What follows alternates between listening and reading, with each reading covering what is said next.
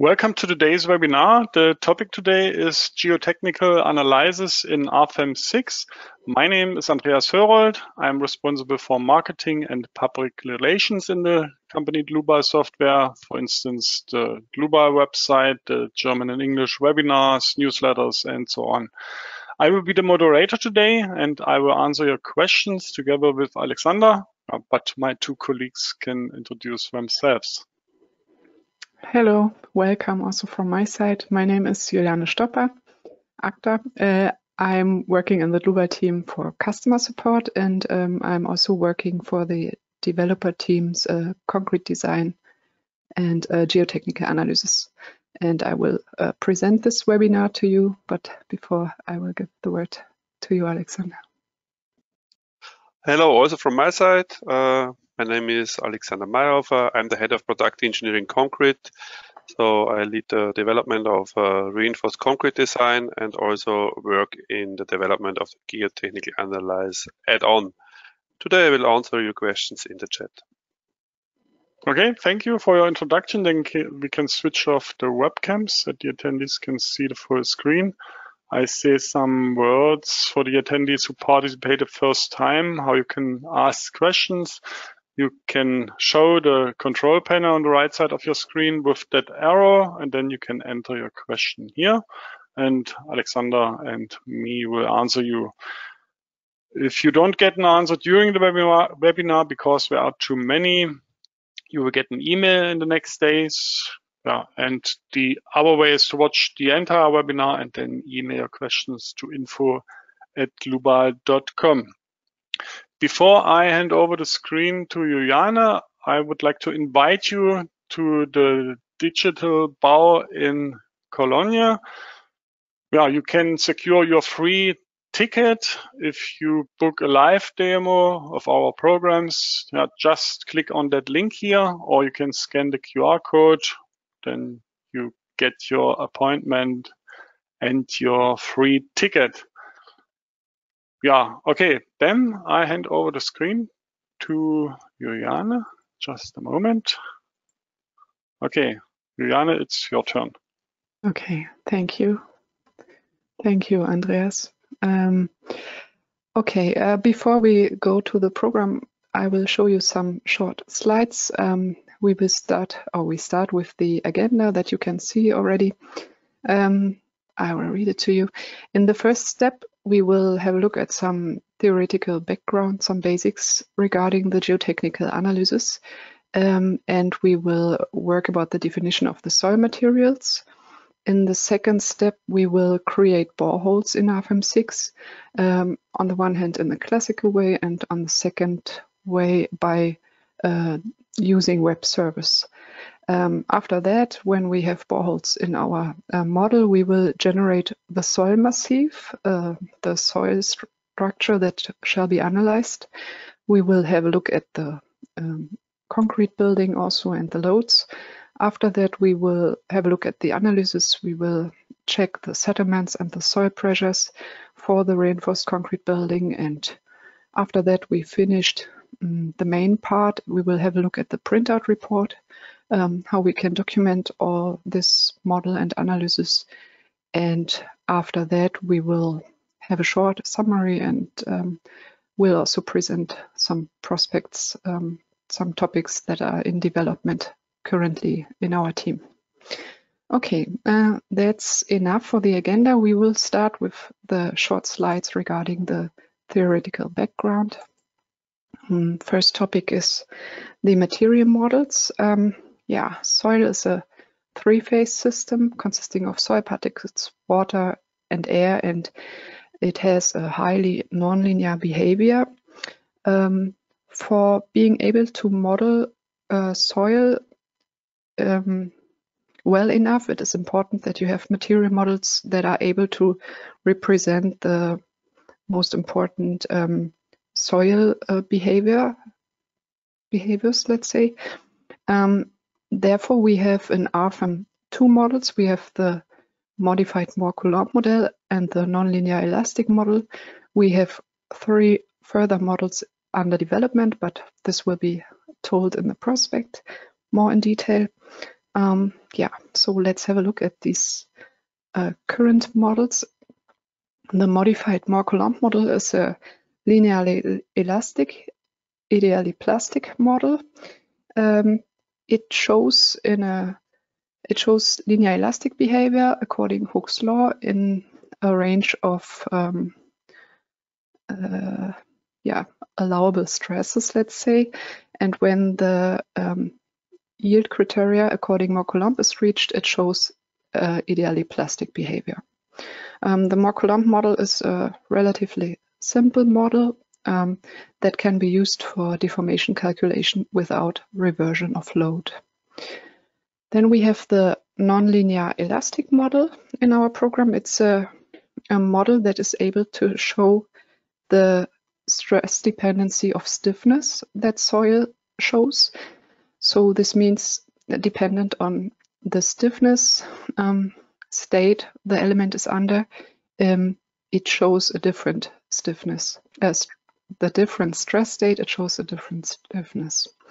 And it is also able to differ between first loading, primary loading, and unloading and reloading. In unloading and reloading situation, it shows linear elastic behavior.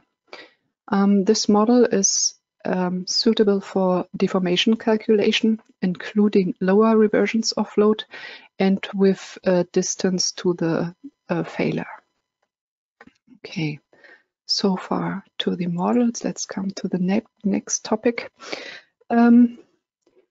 This slide shall show that it's important that the supports, our soil needs to be supports, it's supported by surface supports, that these supports have enough distance to the area you are interested in, so that this support stiffness doesn't influence your result, or don't influence your result. And you can find proposals in the literature regarding these distances.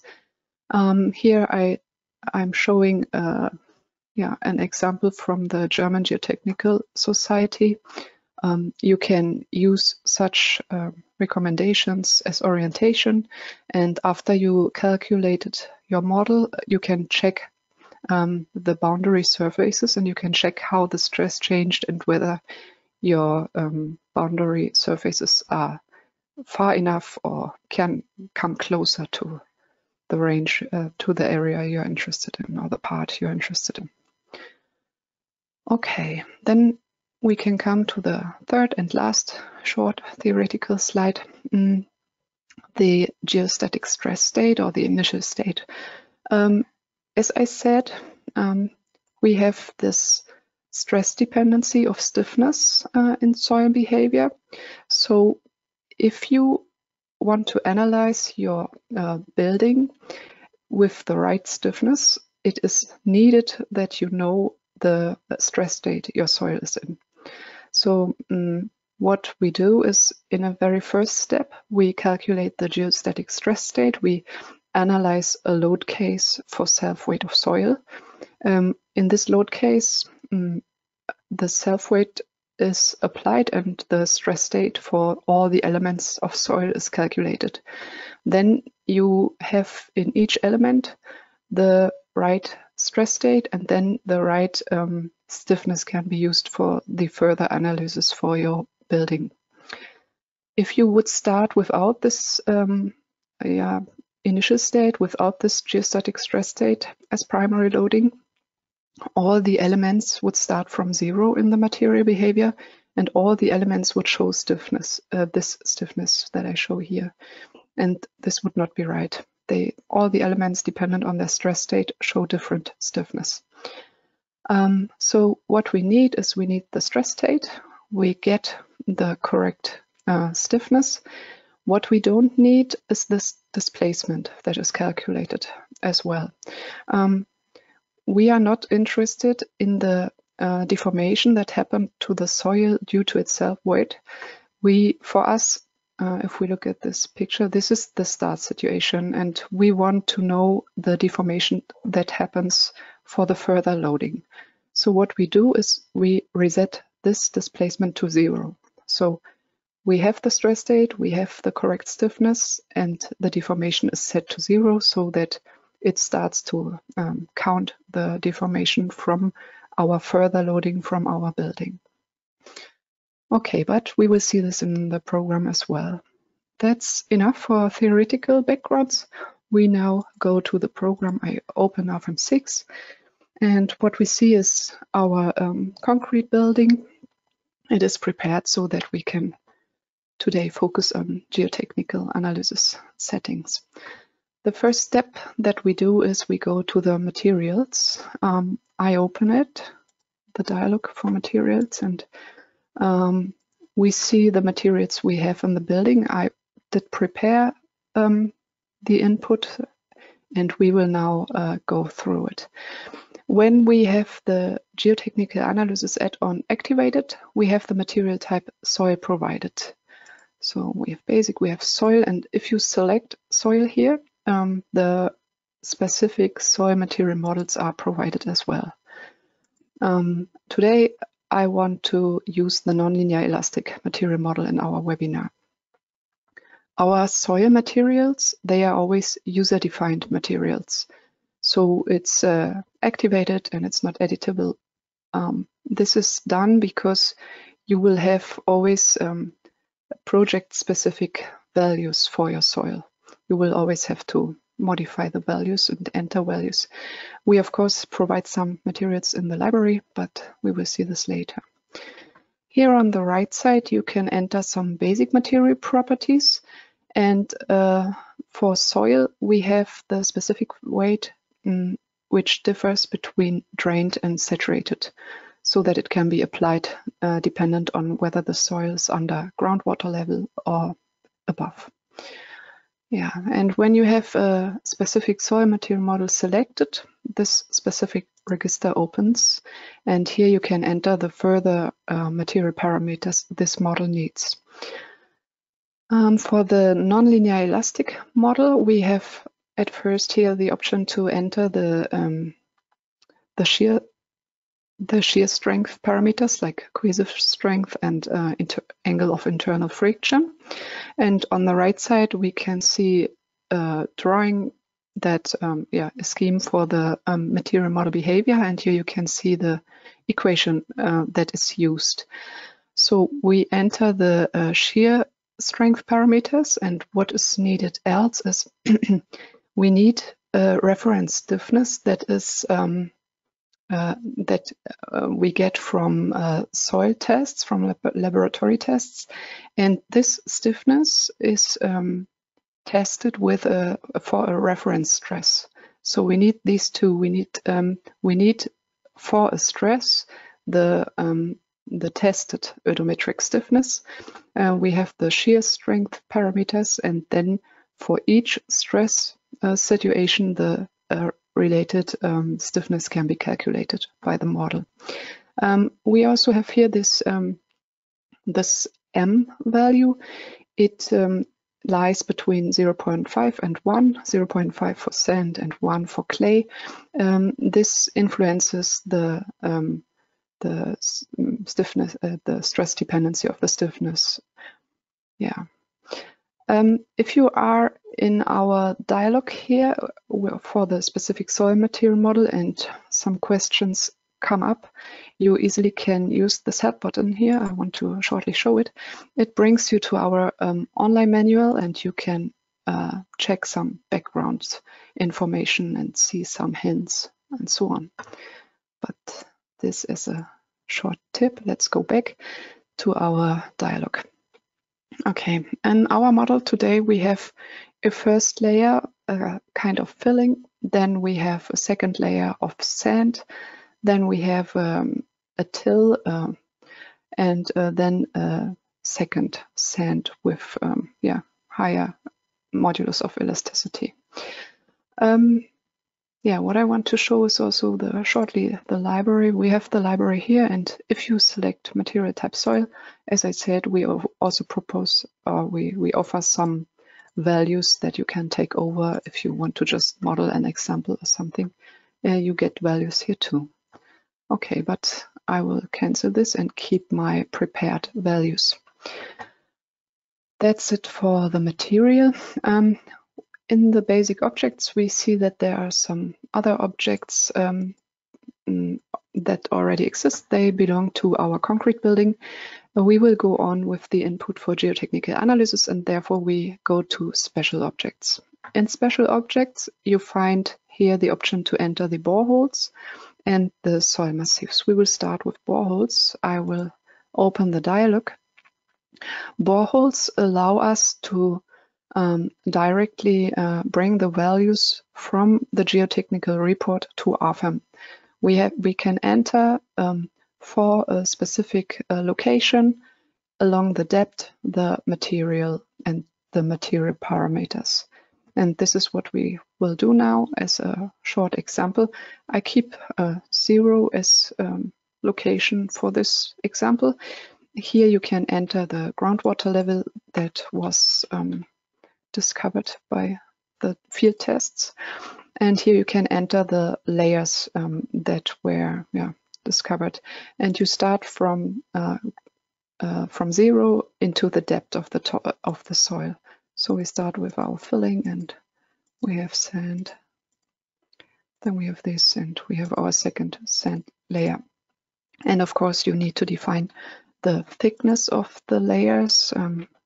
This is just as an example. We have 2 meters of this and maybe 20 of this. Here you can see a scheme for your profile. You can see the different materials, and you also have the option to print this, to print out report or to clipboard, to file, and so on. Okay, that's it. That's enough for our borehole. We can now see it in the model. It was placed to the location that I entered, and it is here now. And now I could go on and define more and more. You can find the boreholes also in our table. If you are here in structure and special objects, you can find here this register for boreholes, and you can find the list of boreholes here with the coordinates. And you have this small icon that shows that groundwater exists. And if you double click here somewhere, the dialog opens again. Yeah, that's the classical way of entering our boreholes in RFEM 6. I today want to show another way that we provide. We want to use web service. You have the chance via web service to communicate with RFEM 6 via different programming languages. And in this case, in our case, it was done with a small C# program. This program was prepared to read borehole data from a list and write it to RFEM 6. And the file that I will present, the small program, we will provide to you with the webinar documents, with the webinar files. Okay, but now I want to show the table that we will read. This table is a list of our boreholes with the coordinates, and we here have the information about how many layers the current borehole has, and next to it, it needs to be filled the number of the material and the thickness of the layer. And you have to take care about that the number of the material fits to your input in the RFEM 6 file. So I did take care of that, and I have my list prepared, and now we will start our short application. Before we start it, maybe a hint. If you want to use web service, you should check here in options, program options, that you have the web service active. You have here this checkbox. It needs to be active so that web service can communicate with RFEM 6. Okay, now we will run our application. I will go to my file where I have my Excel file. Here it is. I will now start it, and we will see what's happening. At first, it reads the data. Yeah, now it did it. Now it will connect to RFEM. RFEM will be logged, and it will write all the data, and then again allows me to contact RFEM. Now it's writing it, and it is done. I have all the boreholes of my list in my program now, and it can be imagined that it could be much more boreholes. It would be quite comfortable to write them into RFEM like this. Okay, so that's enough for the boreholes. As you can see, if you have some processes that you do again and again for your kind of models, it can be useful to use the web service and make the work easier. Okay, we have now the boreholes and we can create our soil solid from that, and therefore we open the soil massif dialog. In that soil massif, we have the option to directly generate a soil solid from our data from the geotechnical report from the boreholes. Therefore, I have to assign the boreholes that shall be used. I know that they have numbers 1 and 5. You could also check it, select them graphically. Now I want to graphically set the center of my soil massif. It shall be central below the slab. It was filled here. Now I have to define the size. The top surface is calculated from the top coordinates of the boreholes. Then we give the size, the width in X direction is called A, is 60 meters, and then Y direction B is 50 meters. The depth of the massif is also, as default setting, taken from the boreholes, but it is possible to edit it. You can uncheck this box, and if you want to make it smaller, you can make it smaller. Okay, and we can activate groundwater if we want to consider groundwater for our soil solid. That's it. That's what needs to be done for our soil massifs. We will say OK and have a look at our soil. Now we see that our soil was generated, and we check what is contained. We now can find in basic objects that some solids were generated. We have, for each layer of soil, we have an own soil solid. The layer surfaces, they are approximated dependent on the depths that we gave by the boreholes. Then we have the groundwater surface that you can find here. That was generated, also dependent on the groundwater level that is given by the boreholes. And we have surface supports that we can find here in types for surfaces, supports. Here we can find our supports. And we have one type of support for the vertical boundary surfaces. These are supported sliding, which means in the direction vertical on these surfaces, the deformation is not allowed. And here at the bottom, we have a fully fixed support. Yeah, you can see here. Yeah, that's what the creation of the soil massif does. We can see that the solids, the supports, and also our groundwater surface was shown in a different color here. This shows us that it's a generated object. Here we can see it's generated, and we can also see here in the bottom, it's generated and it is connected to the parent, to our soil massif. This means that if you do changes in the soil massif or in the boreholes that are contained in that soil massif, automatically our your soil solids will be updated, and if needed, the groundwater surface and the supports. This is the one option.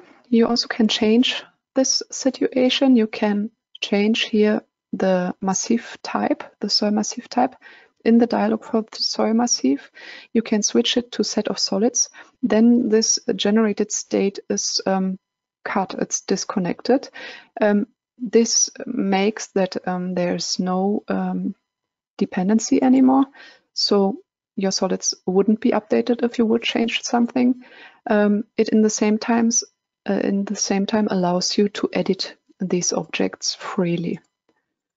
Yeah, that's just as a hint regarding the soil massif. Okay, But that's enough for us. We have our soil created. We have our building created. What I want to do too with you is I want to create a surface contact so that no tension will be allowed between the slab and the soil. Therefore, we are at the right place in the special objects. We have the surface contacts here. I double click on it and we select the surface of our first group. It's the top surface of our soil. And here I select my slab. I take the small area there and this one. And my new surface contact is prepared. I have a surface contact type here, failure under tension, assigned. I say OK, and I create a new one, again on the top surface of my solid. And now I want to assign these columns footings here. I select these surfaces. Now they also wouldn't allow tension. Okay, now I have my building, I have my soil, and I have the connection between them defined. Maybe one hint also, if you want to create a surface contact, there needs to be a distance between these two surfaces. Okay, now we have our model prepared. What we need now is the mesh for the analysis. For the mesh, we can go here to the Calculate menu, and there we find the mesh settings. I double click or I click on it. And what we see first is the general settings. And here you can see the target length. It gives the length of the finite elements that shall be used in our model.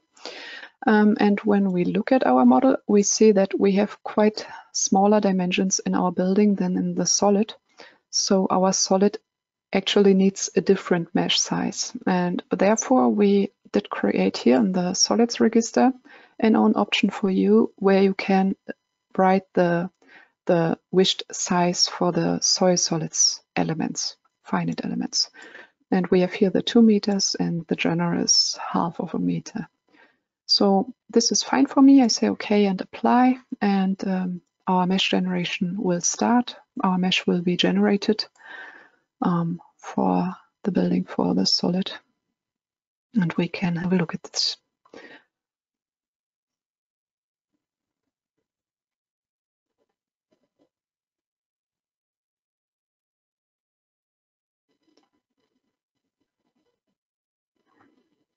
It's nearly done.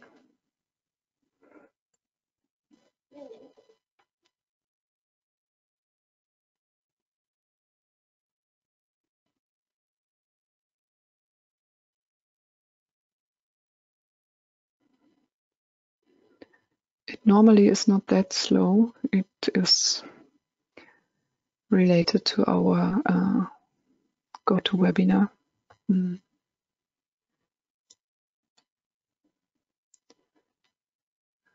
It would be done normally already, but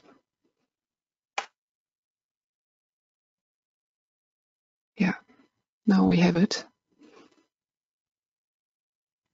Here we can see now that we have a more coarse mesh in the soil solid and a more fine mesh in our building. That's what we wanted. It looks good. If you want to know, you can go to Calculate, and you also have here mesh statistics. Here you can see how many elements were created. This is quite useful.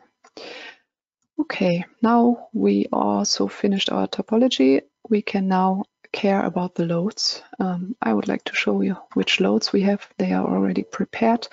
We have self-weight of superstructure.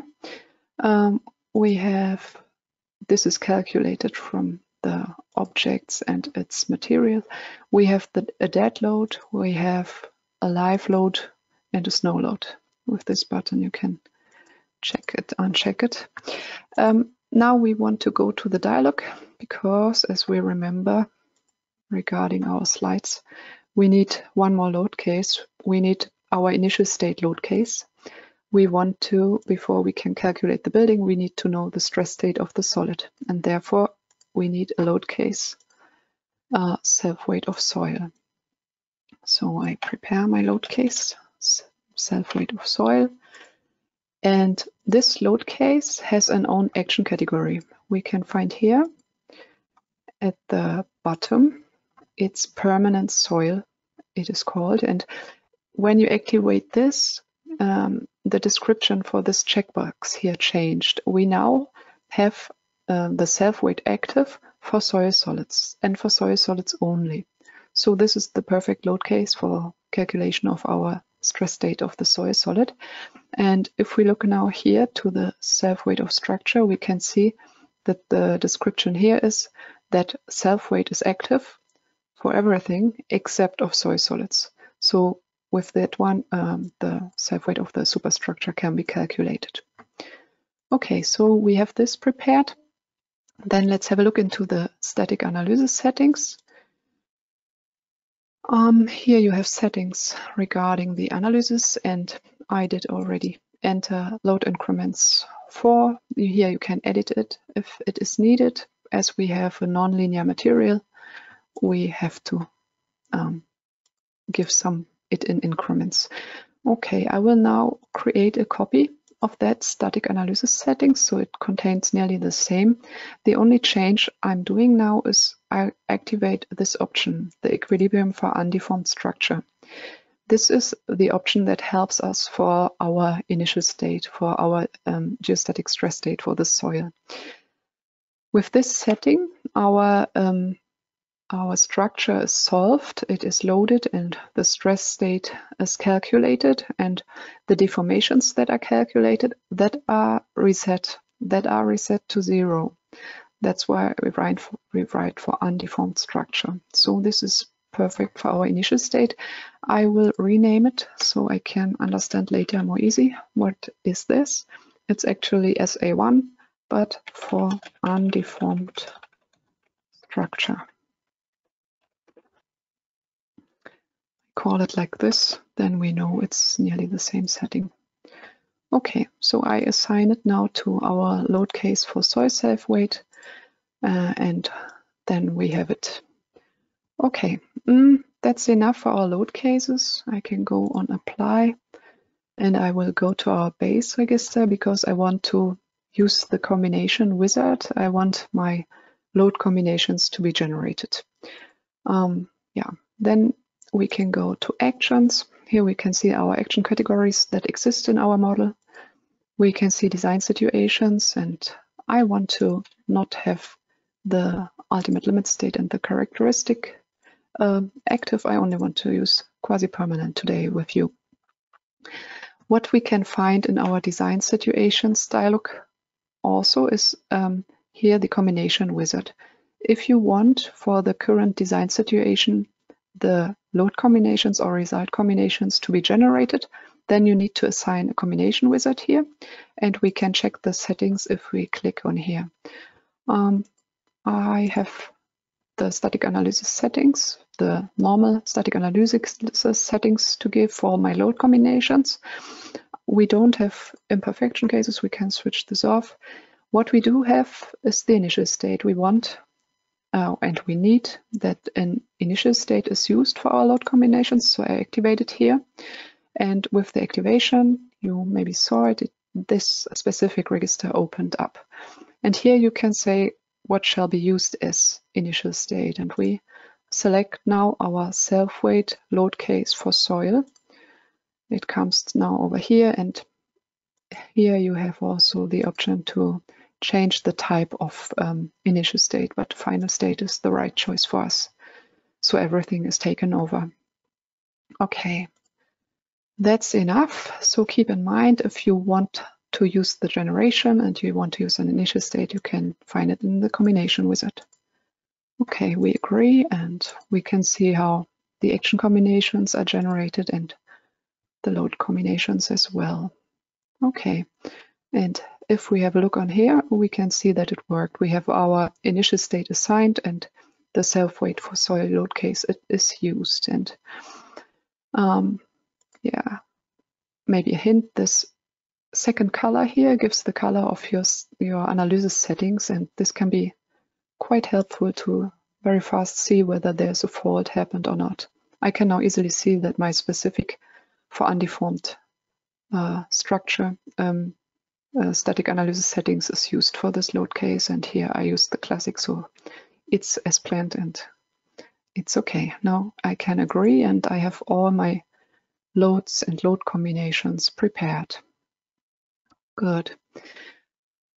That's fine so far. Now we are at the point that we could start the analysis, but before I do this, I would like to go with you to the printout report and create a new one so that later we can directly print graphics in there. Okay, I double-clicked on it and opened a new one. I want to check all to uncheck them all. I want to create a simplified printout report that focuses on our geotechnic settings. I use base data and mesh settings, and of course our material. And if we have these specific material models, you should open this menu, and here you can find our soil materials. And we did use the soil nonlinear elastic model, so if you activate it, you will also have your specific material parameters that we entered in the second register in the printout report. So we have this, then we can go to special objects, and we want to use surface contacts. And for boreholes, we also should open this point. We want to have the boreholes in our printout report and the layers, and the layers are described there too. We want to have information regarding our soil massif, and we take the surface supports, the load cases, and the graphics. That's enough for me. We can save and show. Then our printout report is prepared, and it opens up, and we can have a short look on it.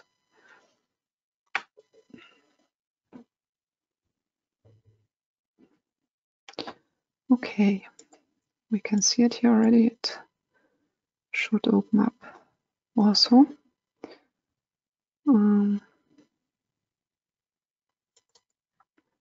Yeah, it will come.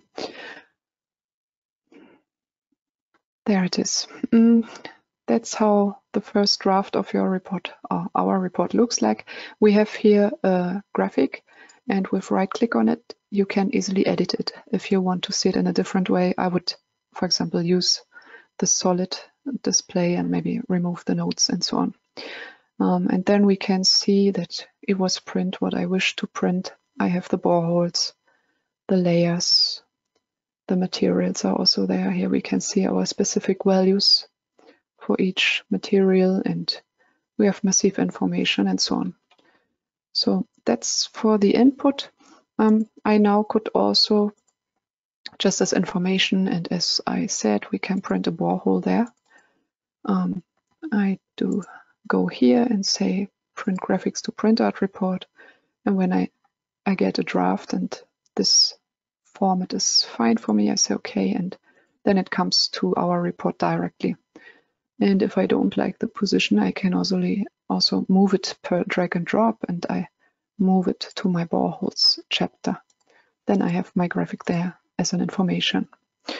Okay, so that's for me now enough for our printout report for the input so far. Now we really could start the analysis, and I prepared this. We have a model that is calculated already so that we have enough time to look at all the results. Okay, so this is the analyzed model. You can just go on calculate or to calculate, and then it's calculated.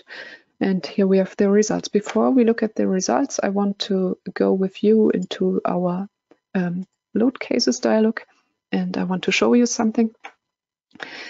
In this model, I also added another self-weight for soil load case just for information. Here I use the classic static analysis setting, and we can compare the stresses and deformations for these different settings.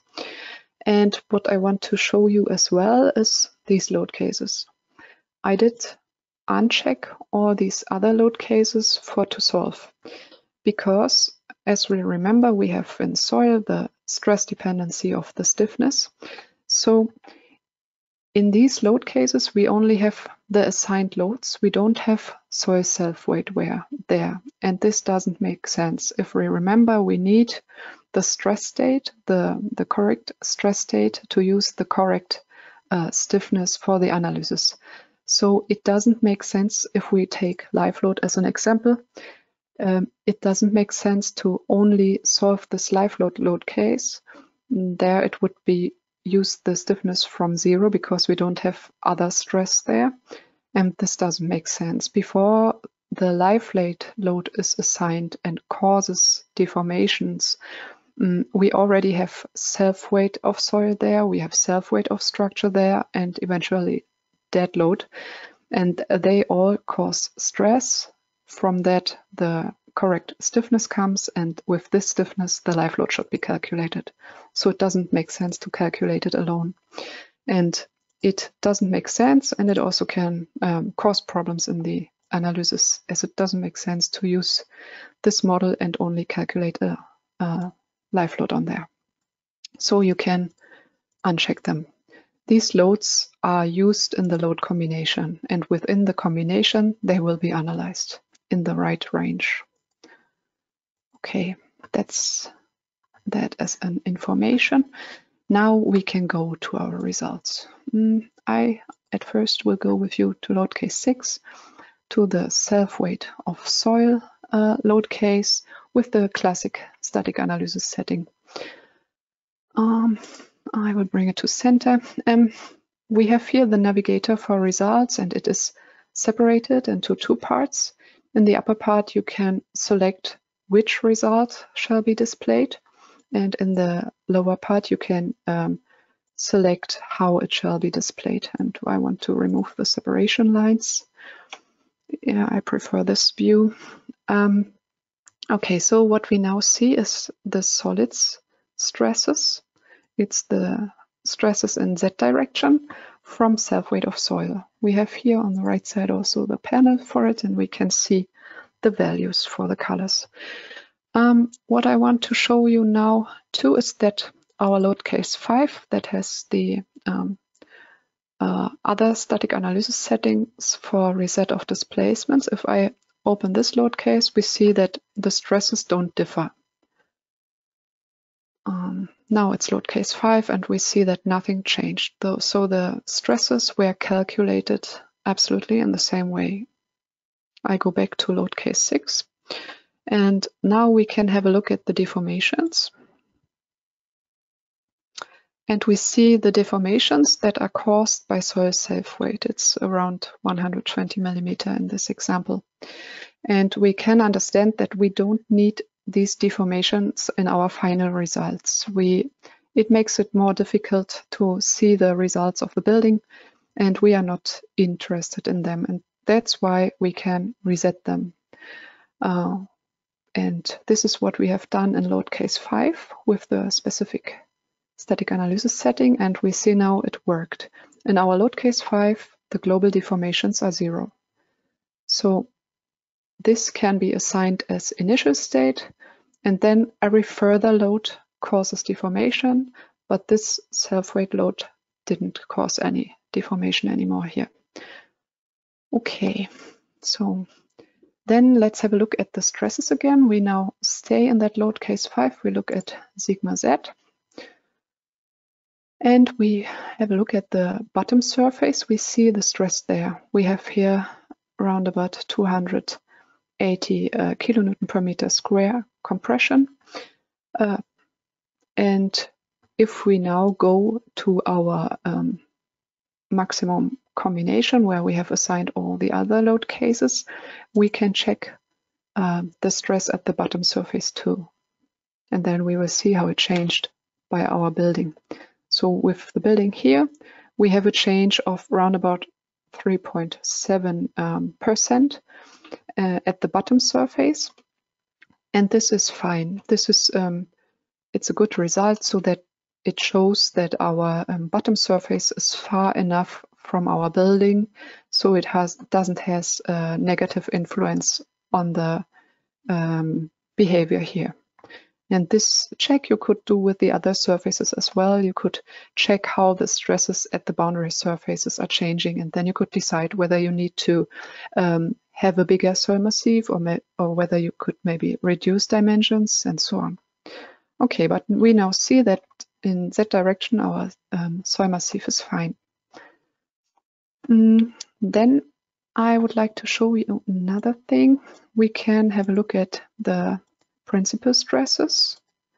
We will look at sigma 3, and I want to change the way of display. I want to use the isobands for solids. I select it here and it will come. And now I want to show you a useful setting that you can use when you have initial states.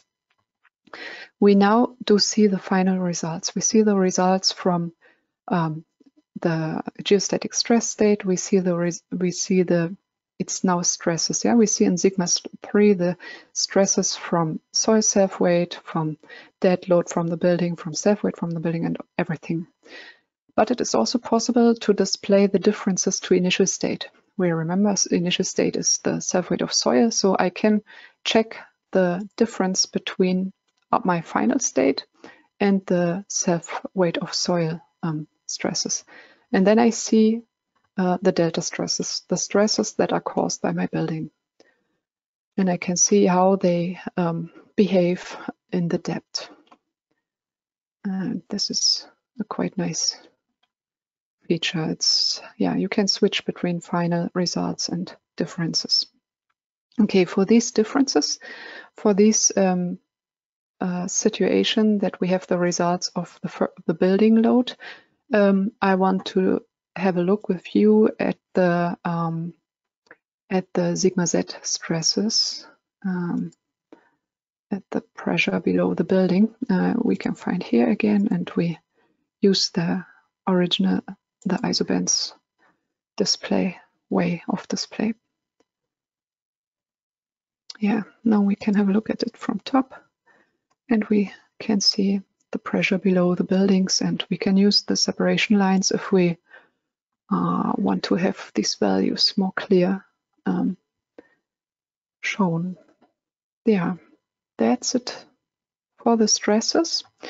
Now I would like to go to the deformations. We activate the deformations and we go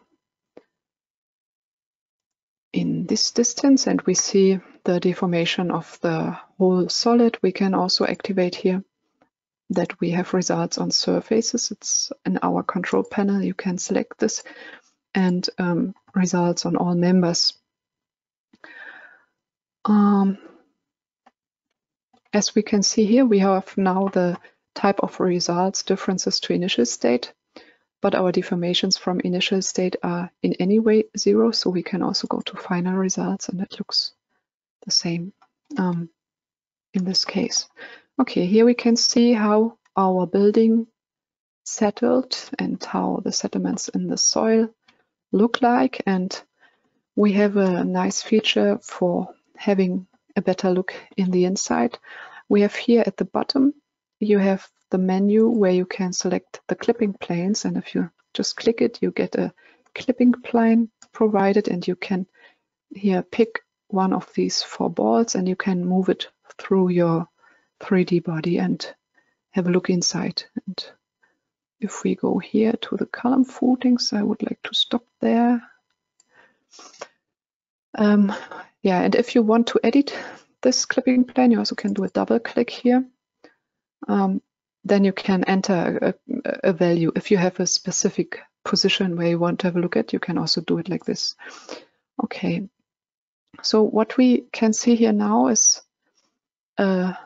yeah, an advantage of the finite element analysis of the whole system, the superstructure and the soil together. We can see now that we easily have in our results the effects of influence or the interaction between parts of the structure and the soil. We can see that this slab causes here some settlements around it, and these settlements, they influence also the settlements in these footings of the columns. And these effects you in this quality you only can reach with 3D finite element analysis. And if we think about that we would have a neighboring building, we would have this influence easily and directly. And if you think about that you would change your building here, you would directly have the change in the sediments. And on the other side, if you would change the solid, you would have the change of stresses in the building through to sediments, caused by sediments. So this is an advantage of the 3D analysis. Now I don't need my clipping plane anymore. I just can click on here and it is gone. Now let's have a look at the soil only. Therefore, I don't want to see results on members and don't want to see results on surfaces. Yeah, and now we can have a look here. Yeah, we see the sediments in the soil like this, and we can also check the deformations of the slab. Therefore, now I can uncheck the solid and I can activate my surfaces, and I did prepare an object selection. Object selections, you can just select, do a right click and create them, and you find them in object selection and guide objects. So I did assign an object selection that contains all surfaces that are placed at the bottom of the building or on the top of the solid. So we can have a look at its deformations and we can see what's happening in the surfaces, in the foundation elements. And if you want to have a look, a more detailed look in it, we provide here our results sections, and I want to create with you one. You can select a point from where the section shall start and where it shall end. I would like to check all the sediments in the footings row. I don't need to cut solids, and I want only results for the surfaces placed on top of the solid, and therefore I can use my object selection. I just click on here and it writes all the surfaces that are contained in that dialog. I say OK, and I have my first results section. Here in this panel you can set the display factors, and I want to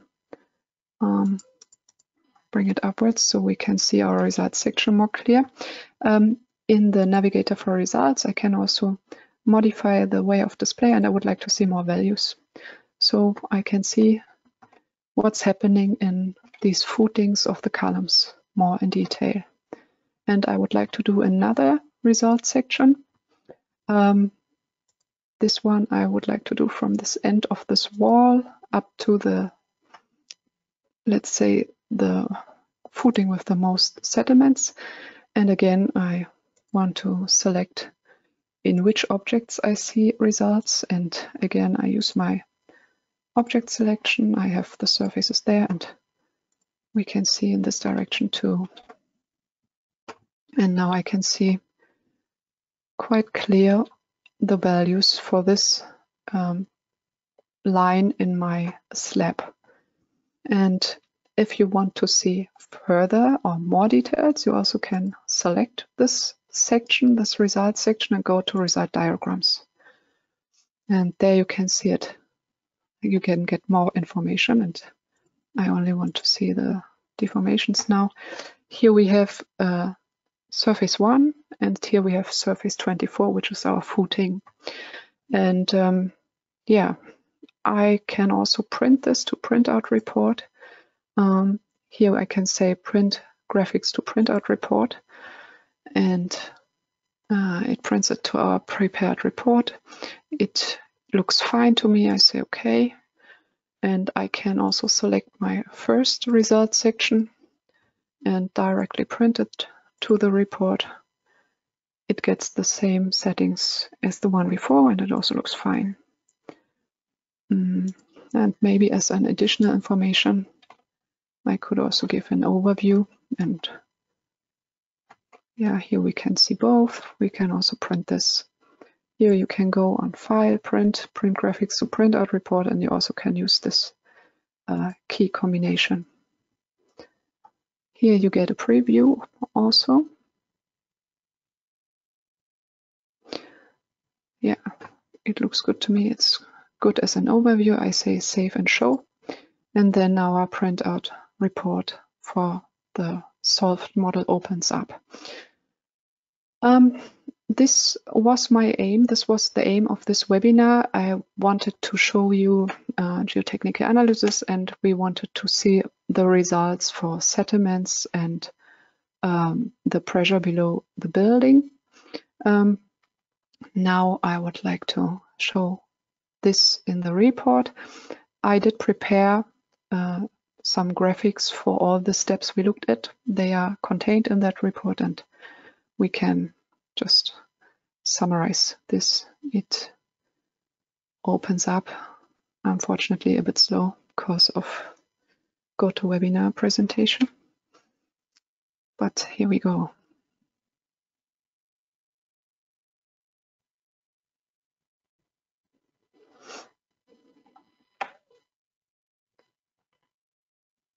Yeah, this graphic I changed the settings and it looks much better, as you saw before.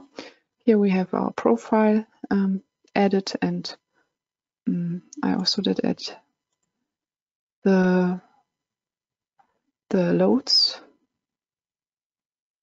to this, the load cases to this report. And here we can see our results, what we looked at. We checked the sigma Z for load case soil self-weight for the load combination with the building. We saw the principal stresses sigma 3 and the sigma Z below the building. And we also looked at the deformations. And the surface deformations we checked. And this is what we printed. And I can also remove this overview before this, then it makes more sense. And as you see, I did prepare it in German. You can switch the language in our report quite easy. You can work in your language and change it for your customer. And yeah, by one click. Okay, this is what I wanted to show in the end for the report as an overview. Now, before I give my word back to Andreas, I would like to come back to the presentation. I have some 2 last slides.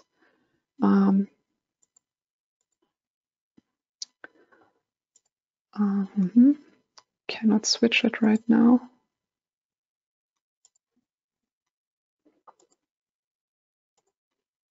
Then let's go to here. And so we learned the topic. Yeah, now it works again. This is what we learned. We can go to the next page of the slide. This slide we will also provide to you with the webinar files. And here I have a slide that summarizes some further links that are connected with the topics we spoke about today. Here you can find some links to web service, some introduction, this is the online manual and a webinar that is quite good. I also put some further geotechnical analysis webinars we have, and also the link to a webinar regarding construction stage analysis. As for the higher soil material models, it's quite common to use the construction stage analysis, because you can then more in detail consider the stages of the construction and the loading, and therefore the correct stiffnesses, as we remember the correct stress states and the correct stiffnesses in the soil. So it's connected to our topic. That's enough for this one. Now we come to the final slide. I would like to summarize that in RFEM 6 we provide to you an analysis for the superstructure and the substructure in one model. So we have soil structure interaction fully integrated, and you can quite comfortable consider the influences between different parts of the building or different buildings as well. And the finite element analysis, the 3D finite element analysis for soil provides a displacement calculation to you with superior quality, of course. And another hint is that the geotechnical analysis combined with construction stages, it is an ideal tool, or can be an ideal tool for comparing your expected behavior with measurements at the site. If you have a project that is sensitive according settlements, it can be quite useful to compare it with the calculation and check whether the settlements are as expected or not, and you should have a look at it more in detail. This just as a short summary. Then as prospect, as I said, we have 3 further material models in work. The first one that will come is the Hook-Brown model. This one we will release quite soon in the next days, let's say.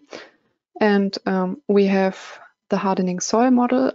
It is already actually implemented. We are just testing it quite intensively, and it shall be provided in the second quarter of this year. And the Camp Clay model, we started. The development has started for it. We also have the pile foundations in progress. This will come, and we have the geotechnical stability analysis planned.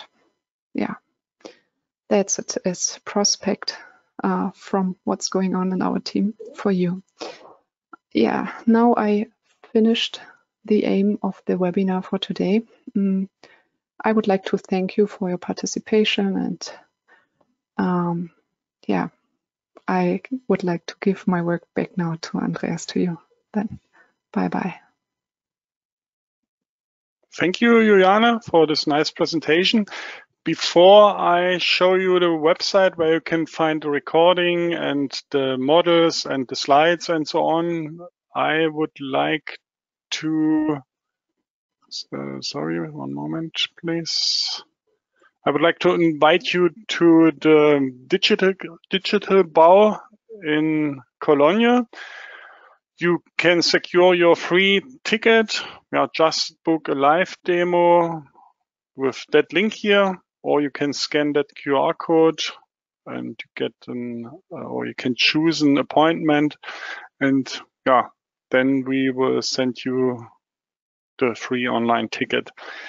If you can't come to the digital Bau in Cologne, you can book your free online appointment every time. Just contact our sales team also with that link, or you can scan that QR code. You can get a free product demonstration, or if you want to get a non-binding offer for any of our products, just contact our sales team. So then I switch to our website, dlubal.com. Under news and events, you can find the webinars. Those are the webinars of the next weeks. Our wind, then timber floor calculations, the FAQ webinar that we present regularly, then calculation of reinforced concrete slabs, connection with circular hollow sections, optimization, and that's today's webinar. It's also already a previous webinar. I click on it. In the next days, you will get an email with your certificate and with a link directly to that page. Then you will find the recording in the middle here. You can already download the presentation slides and the webinar files. And there's also the model that you can download. Okay, that should be also all from my side. Thank you for your attention. I hope we meet each other in another webinar.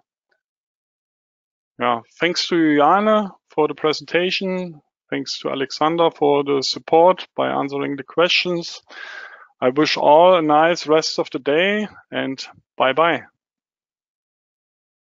Bye.